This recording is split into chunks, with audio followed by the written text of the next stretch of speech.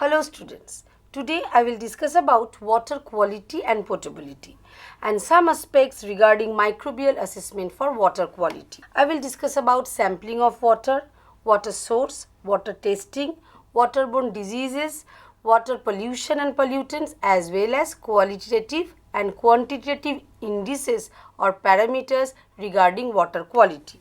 As we know that water is very precious non-renewable natural resources, to use them properly to handle drinking water, who gave some WHO gave some guidelines. Okay, so continuously qualitative and quantitative monitoring and sampling is needed for drinking water.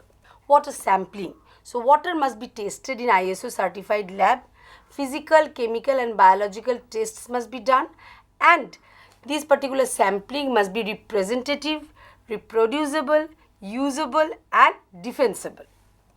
Sources. The atmospheric water is contributed by air, surface water is contributed by precipitation, rainwater, groundwater is contributed by the soil, and stored water is contributed via lake. Different types of lakes are there: oligotrophic, eutrophic, dystrophic, as well as pond, harbor basins, bore wells, etc. Now, the microorganisms are not same in all the ambience. In marine water, Vibrio marinus is abundant. In fresh water, Flavobacterium species are available. In polluted water, Spirillum species is available. Now, what is water pollution? Water pollution is contamination of water by different types of contaminants. So, pond water, lake water, river water can be polluted by direct or indirect discharge from industry or agriculture. It may be point source, non-point source or groundwater. Now, in case of a city, this particular sewage or sewer may be the sanitary sewer, combined sewer as well as storm sewer. Now, physical and chemical pollutants. Physical pollutants causes the change in odor, the change in the consistency, color, etc. And these particular chemical pollutants include detergent, pesticide, insecticides, herbicides, volatile organic carbon, petroleum hydrocarbons, fertilizers, plant debris, all together. As well as there are nutrient pathogens, they can also serve as the pollution for the water. Next one, biological pollutants. Bacteria, maybe the pathogenic bacteria or nuisance, desulfovibrio desulfuricans. By creating acid, it is acting as nuisance bacteria. Virus, hepatitis, E. coli, all those viruses are very dangerous. Protozoa, amoeba causing amoebiasis. Algae, by choking the water running pipe, can cause the nuisance to the water. Waterborne diseases. Waterborne diseases are caused by the transmission of pathogenic microorganism from contaminated water, like in cholera, which is caused by Vibrio cholerae. Salmonellosis caused by Salmonella species. Shigellosis caused by Shigella species. Hepatitis causing hepatitis jaundice, as you know that. So, in all the cases, you can follow some sort of abdominal cramp, high fever, flatulence, nausea, vomiting, flu-like symptoms altogether, dehydration. So, as in therapy, the oral rehydration therapy must be followed by ORS solution as well as vaccination and antibiotics can be given. Testing procedure. It includes physical test to check the physical consistency, as to check color and odor, because as you know, by the presence of phenolics, ammonia, by the presence of organic carbon organism, the consistency, physical parameters can be changed. Odor, bad odor can be generated.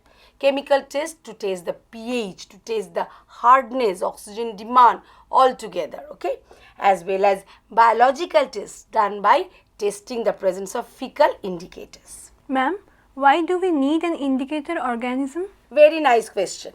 Because indicator organisms are not directly pathogenic, but to test them, that will be confirmed as the presence of fecal contamination. They have some criteria as well as characteristics. Let's talk about them separately. So, they are suitable for analysis, they can be extrapolated, they should survive longer time, they should not reproduce out of the body, and they must not have pathogenicity. So, it is harmless to the tester as well, but it must have some common direct relationship with the pathogenic microorganism. Now there are some of the organisms which are actually fulfilling all the criteria.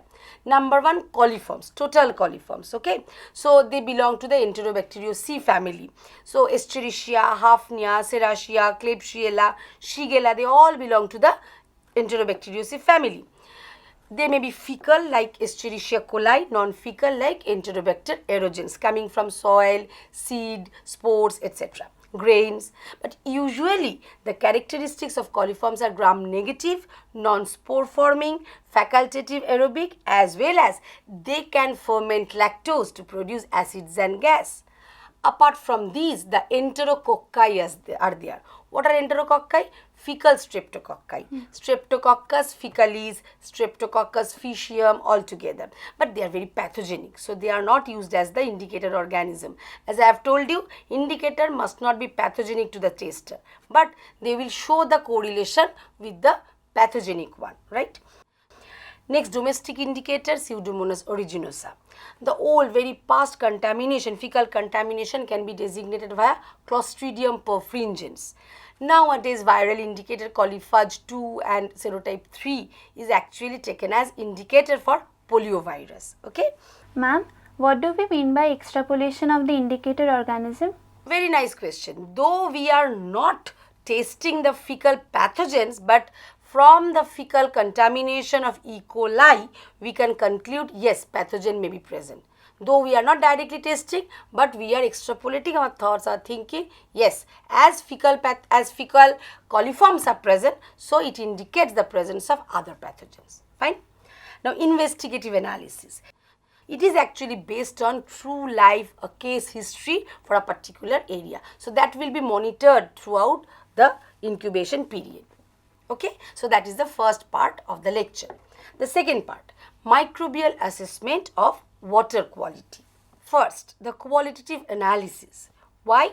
To distinguish in between fecal and non-fecal coliforms. So I have already told you the fecal coliform is E. coli. Okay, Escherichia coli belong to the Enterobacteriaceae family.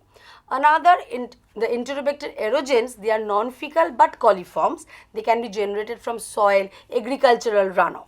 So they can be distinguished via elevated temperature test and a biochemical set of tests together called as IMVIC test. What are they?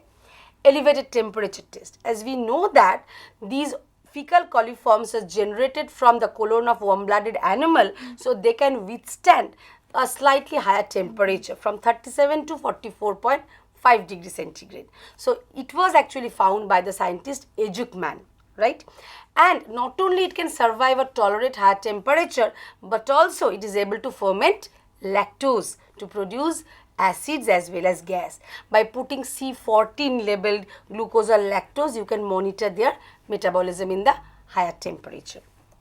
Now, IMVIC test. I stands for Indole, M stands for change in methyl rate coloration, V Voges-Prosker, and C is citrate utilization test. In case of indole production test, E. coli is positive but Enterobacter aerogens is negative. Why? Because E. coli gives rise to tryptophanase enzyme, by which tryptophan, a particular amino acid within the medium, can be broken down to give rise to indole, pyruvic acid and ammonia. That particular indole can be trapped by a Kovacs reagent. Okay. What are the components? Para-dimethyl aminobenzaldehyde. So it will make the red coloration with indole, and that can be monitored well in the organic layer produced by the isoamyl alcohol and what? HCl. Methyl rate test. As E. coli follows the mixed acid fermentation pathway, so from glucose, lactic acid, formic acid, acetic acids are produced, a bunch of acid, ultimately giving rise to carbon dioxide and hydrogen. So the pH will drop to pH 4, at which methyl red will turn red. So it is only positive once again for E. coli, negative for Enterobacter aerogens. But Enterobacter aerogens follows 2,3-butanediol fermentation pathway, where from glucose 2,3-butanediol and as an intermediate acetoin is getting produced. Now by giving Barite's reagent, giving 40% KOH, that acetoin can be converted to diacetyl. This particular diacetyl along with guanidine group of the peptone give the red coloration. Okay, so once again it is positive only for the Enterobacter aerogens because it passes through the 2,3-butanediol fermentation pathway. Another positive test for the Enterobacter aerogens but negative for E. coli. What? Citrate utilization test. If in the medium sodium citrate is given as sole carbon source, that can only be taken up by the Enterobacter aerogens having citrate permease transporter, and this particular citrate with the help of citrase will be converted to oxaloacetate and acetate. Oxaloacetate can be converted to pyruvate and carbon dioxide. This carbon dioxide along with sodium salt of the citrate will produce sodium carbonate, creating an alkaline ambience where the bromothymol blue indicator will turn from blue to green coloration. Okay, so that can be monitored well and positive for only Enterobacter aerogens. Some other qualitative and quantitative assessment for identification and enumeration of waterborne pathogens. So I will talk about the direct microscopic count, plate technique, membrane filtration, multiple tube fermentation technique, and several others, biochemical, immunological, as well as molecular biological assay. Direct method. So you can have total count via some direct microscopic method. Number one, Petrov-Hauser chamber, hemocytometer. So within the smallest focused square, you can count how many numbers of microorganisms are present in 1 cc of the sample water taken. And via Coulter counter. So by which small orifice is there through which the microorganism will pass through and conductivity will be changed. The total viable count can only be made by the plate technique. You know that pour plate technique will give you the idea about the total count. Throughout the medium you can follow the growth. But in case of streak and spread plate, you can have the idea about the surface growth only. Membrane filtration technique, very useful, rapid technique and can be used for emergency purpose. Permanent record can be taken. What is going on?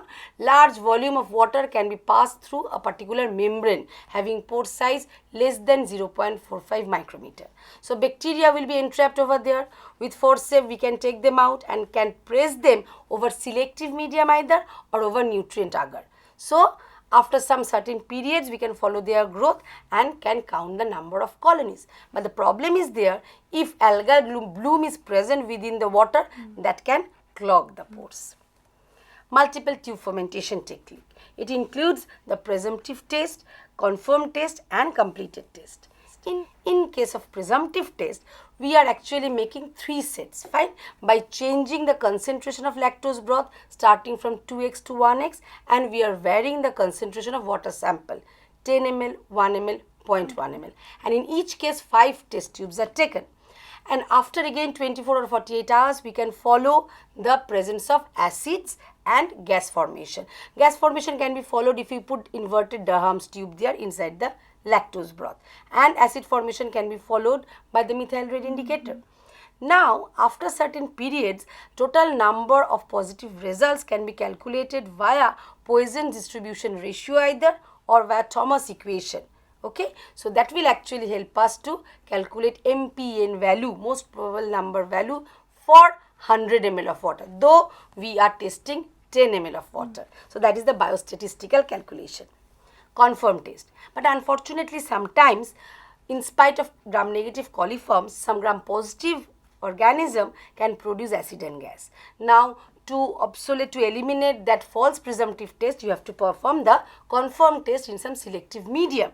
Like in case of EMB agar, eosin methylene blue agar, aniline dye, methylene blue dye suppresses the growth for gram positive organism.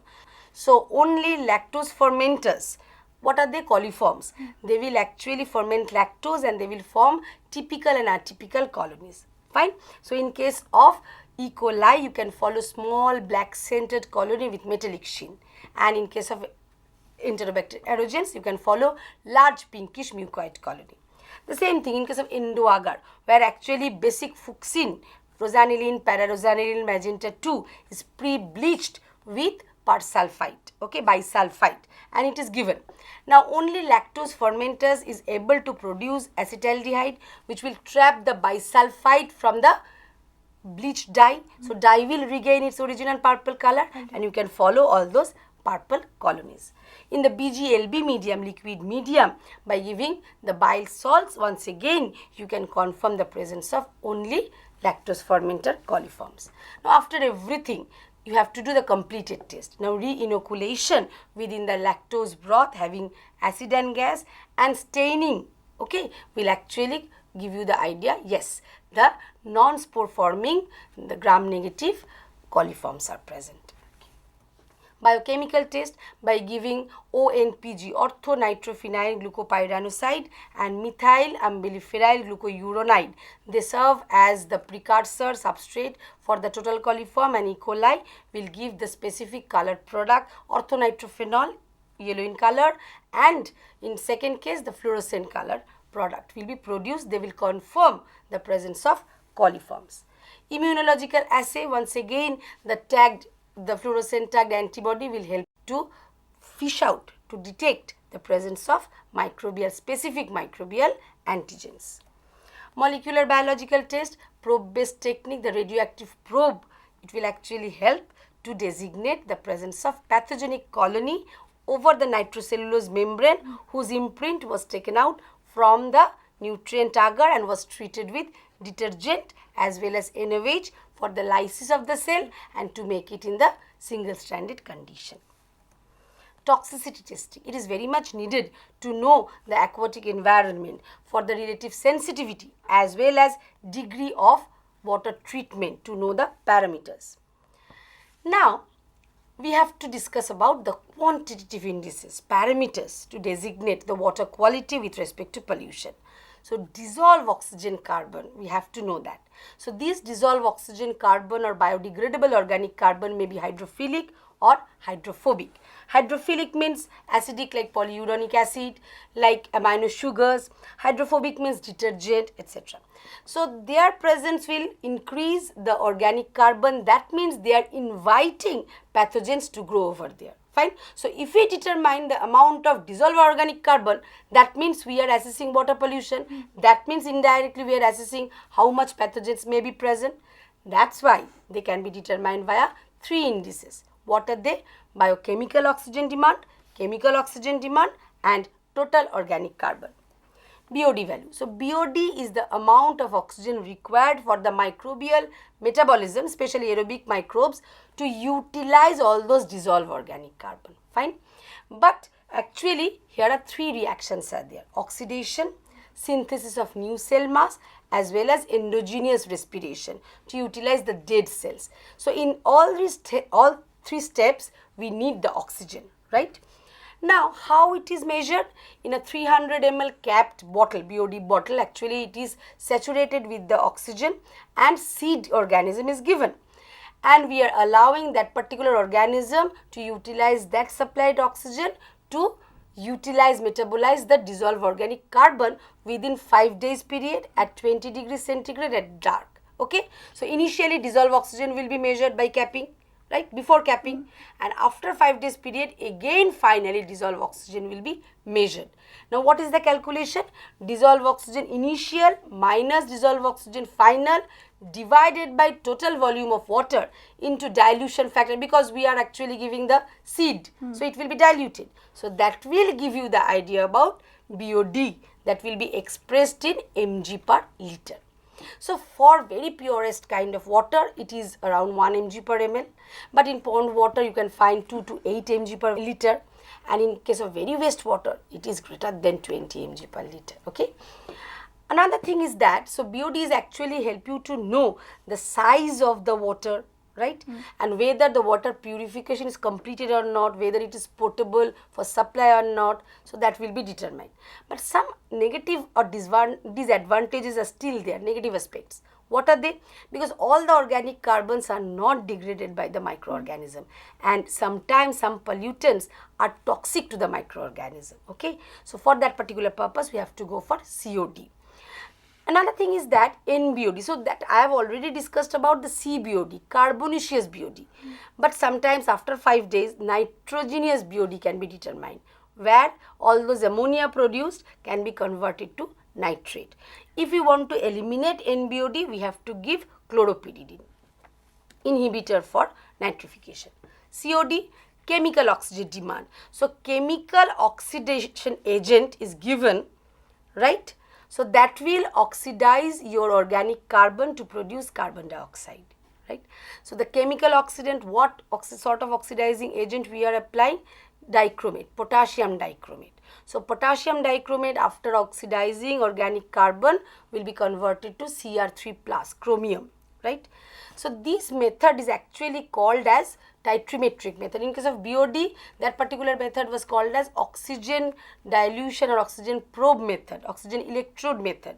Fine. That can also be monitored via manometric method, because when the oxygen will be converted to carbon dioxide, that can be entrapped in a closed vessel by lithium hydroxide, and pressure sensor is there, so that will indicate the drop of pressure by which dissolved oxygen can be measured. But here actually we are measuring via titration. How? First, potassium dichromate will be initially titrated when we are adding it within the sample water. Then after some times, after incubation, again it will be titrated by ferrous ammonium sulfate and taking ferroin as the indicator, which will change its color from blue green to red brown. Fine. Now these particular difference in the volume of dichromate or indirectly by ferrous ammonium sulfate will be actually the amount of the dichromate needed to chemically oxidize the organic carbon, right? So calculation is B minus S into N by total volume. B is ferrous ammonium sulfate needed, volume needed to titrate the first excess dichromate, and S is the final amount of FAS needed to titrate leftover dichromate, and N is the normality of FAS.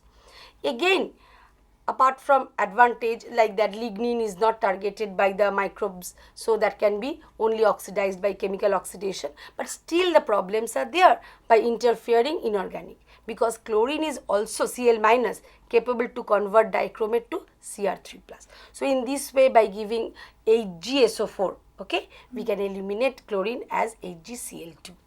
These are the disadvantages.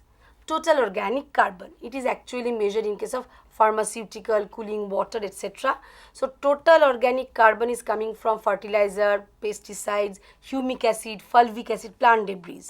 So this is total carbon minus total inorganic carbon.